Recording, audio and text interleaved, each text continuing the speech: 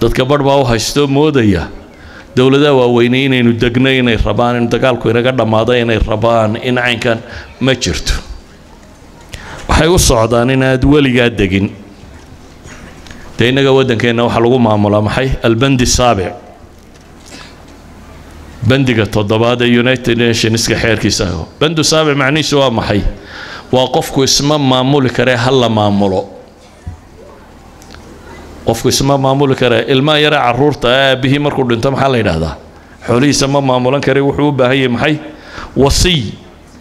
cid maamusha oo meel gaarsiisa bandiga kani wuxuu qorayaa waa inta askar ma yeelan karaan oo istilayaan qoriya ayaan laga iibinin dawladnimada xeebtooda ma ilaashan karaan cid kale ha u ilaaliso wax kasta soo qabo waxa ma sameyn kartid ilaa iyo ogolaada mooyaane adiga ciidan kale lagu dul dhigo wax kale waxani ma aha jacayl lagu qabo ee waa destabilization waa inaad ku jirto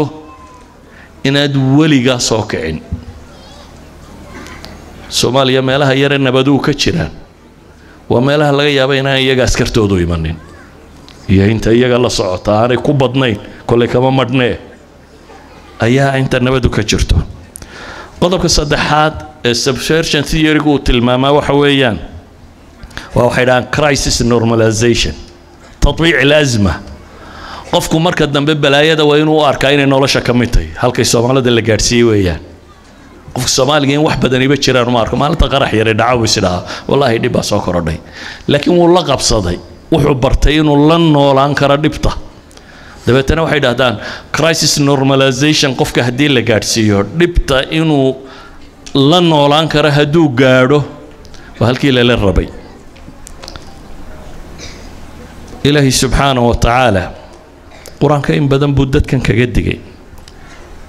waxaan tilmaamaynaa ma aha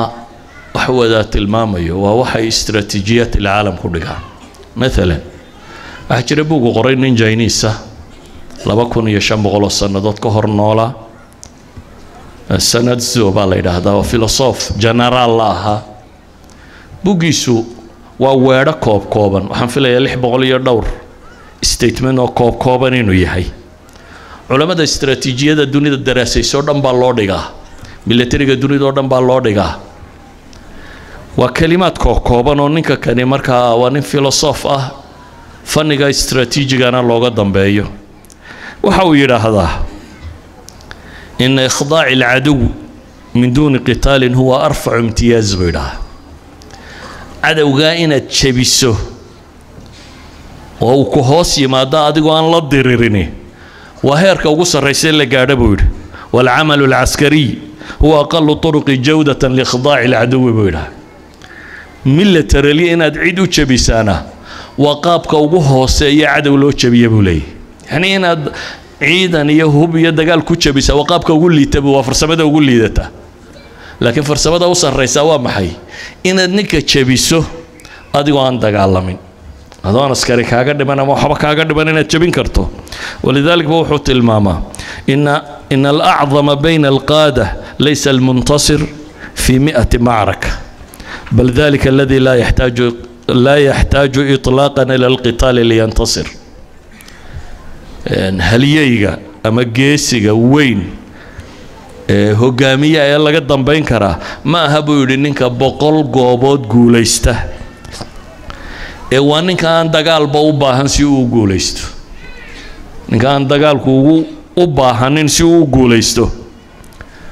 waxaan qadiyaddan u tilmaamayaa markaa waxay tahay ilaahay wuxuu leeyahay yaa ayuha alladina amanu taqullah wal tanzur nafsun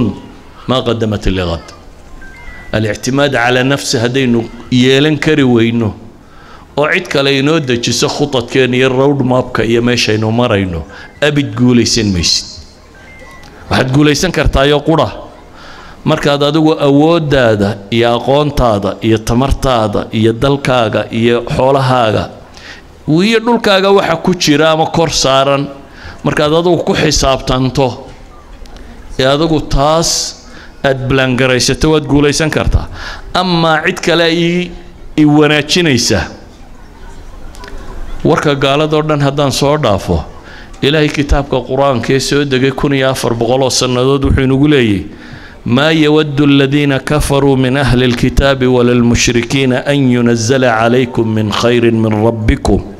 والله يختص برحمته من يشاء والله ذو الفضل العظيم. ما تشعل رب ليه كوا قال ذا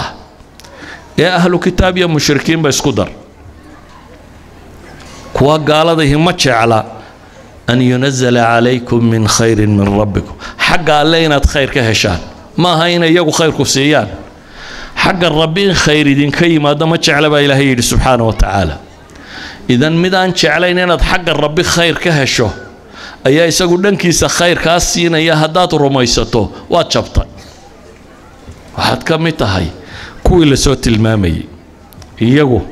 ملا وقبياقي الصومالية دي شيء بعد ذنين باكولة ديدايا دالنا كابضانه وان دونين إناد هشان داينا بتكايه دتكون مودي دول وضر شام وحد حصانين حنين الصومالية دون الصومالية دو كله تلمامي لكن حقيقة وحوية وقوة كوان بنوع كانوا فكرية محامر كاين الصارن خطة إنه دقي إنه وين بطانات كرر قلبات كي وحلا الصعدون مكبحسن هذا إلهي بوحل يا أيها الذين آمنوا لا تتخذوا بطانة من دونكم لا يألونكم خبالا ودوا ما عنتم قد بدت البغضاء من أفواههم وما تخفي صدورهم أكبر قد بينا لكم الآيات إن كنتم تعقلون. وركوا إيمانك لقاها ليو ورلت لي يا لأن إذنك هين هيالني نبا إلهي لي ويدن لقوين يعني لا يألونكم خبالا ويدن فسهادين ينبر ربكو شيء مركزاتنا واحد هذا خبير عدا كالصعوطة هداد إيمان سنة خبراء بدل ما ليدين لكن دير كعاد نكمل إذا علماء الصومالية جامعات كرر قلبات كنا رجع شوقي وين كترسان أيه وحيري وحني ما هذه السببة مركزات وحيجا صهر بحي ويري نين باييري عبد حاجة دمنين يجيريان مغلبي ويري مكان أجينا وننعت ويمو هذول نكى ويسورستين نكو محوها marka kan United Nations kii qayb dhan buu haystaa laakiin markay xagga joogeen jaamacadda wuxuu habadhay walaha professorada waraaqa u kala qaada markaasaan ku yiri wasaad xaggan ku heshay intuu diirka isqabtay buu yiri daaniga awowyaday baa shaqeeyay adiga awowyada baan shaqeeynin buu ku yiri waa ruti